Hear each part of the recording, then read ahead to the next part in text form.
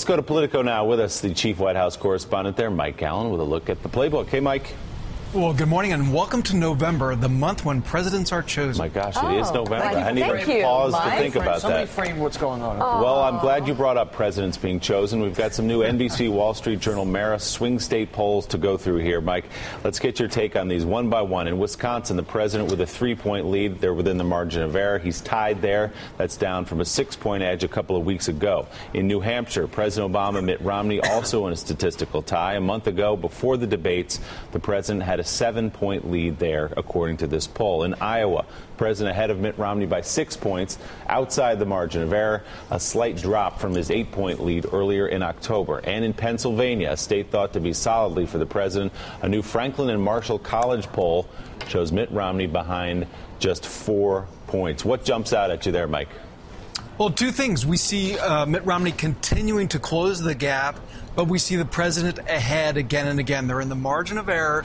The president is always ahead, but very little room to grow. And Republicans are saying that they don't believe these polls. Willie, you're not old enough, but some people on the will remember the old accuracy in media bumper sticker, I don't believe the Post. And I think Republicans should get one that says, I don't believe the polls, because they spend a lot of their time on conference calls talking to reporters, telling them that these polls don't reflect the reality that they're seeing. For instance, in Ohio, Neil Newhouse, the president's pollster, Mitt Romney's pollster, will say, we're winning independents. If we win independents, we win. So these polls are just close enough that either side could be right. Mark Halperin, when you look at these polls, president again has leads in all these swing states, margin of error leads in some places. What do you see here? I'm going to take a risk here and peel back the curtain to tell you what insiders are thinking. This is not my opinion, and this is not a projection of who's going to win. But insiders in both parties look at the last 2 days of swing state polls and say, the president may have this. Doesn't mean he does, but that's what a lot of people in both parties are saying. Republicans will cite some of the things Mike just said. They say the polls are oversampling Democrats, that Romney's doing better with independents than he is in the polls in general, that how could the national polls, some of which show Romney ahead or even be so different than the swing state polls. And there are some other polls in these swing states that show Romney closer or ahead. Right now, there's a danger for Governor Romney that elites are starting to think in the last 24 hours that these leads are, as the Obama campaign has said for a long time, small but persistent and consistent. And I think it may not affect the coverage that much, but there's a bit of a tipping point here. Romney needs to go into the weekend for his own sake with the race tied in the conventional wisdom, rather than what some people are now thinking, that these polls suggest the president will win this with the Electoral College dominance that he's had. These polls were pre-Sandy? Yes, pre-Sandy. So, obviously then you factor that on top of it, and it's hard to argue with. Mike, is that consistent with what you're hearing, including Republican elites suggesting that some Republican elites suggesting that President Obama is inching ahead here? It is, and you're already hearing Republicans hint that if Mitt Romney loses, that he'll blame the storm. The people around him will cite that as a cause, that they had momentum, that it stopped cold.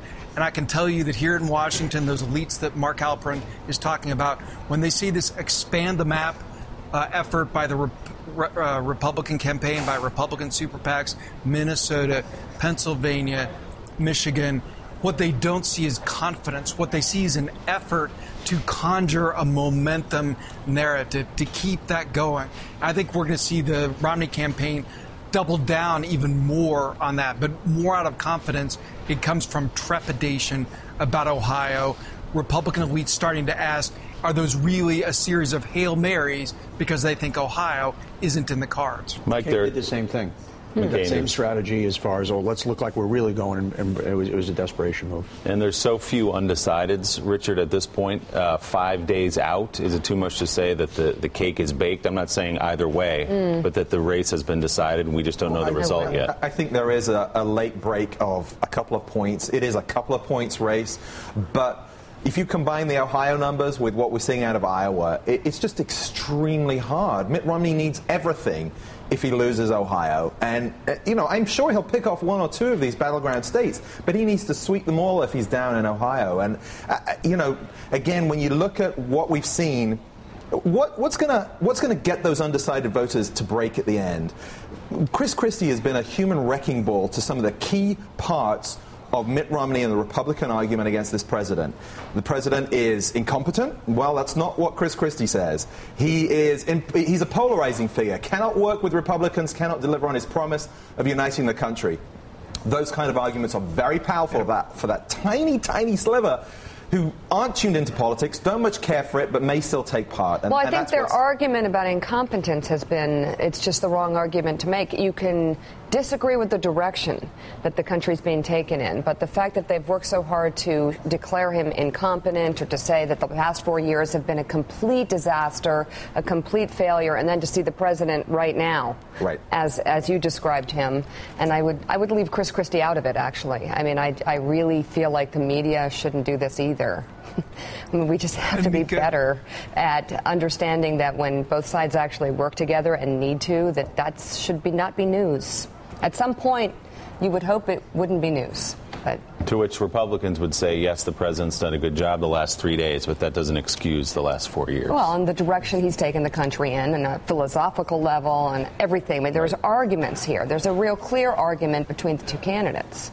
Never get to really see but they've him been do his undermining. job, and 5 days before the election, you're getting him to actually do his job. And All right, Mike Allen with a look inside the political playbook. Mike, thanks so much. One more point, and Mike. real quick, to tell you what gives Republican chills. Any given poll can be wrong, but recent elections have showed us every poll isn't wrong.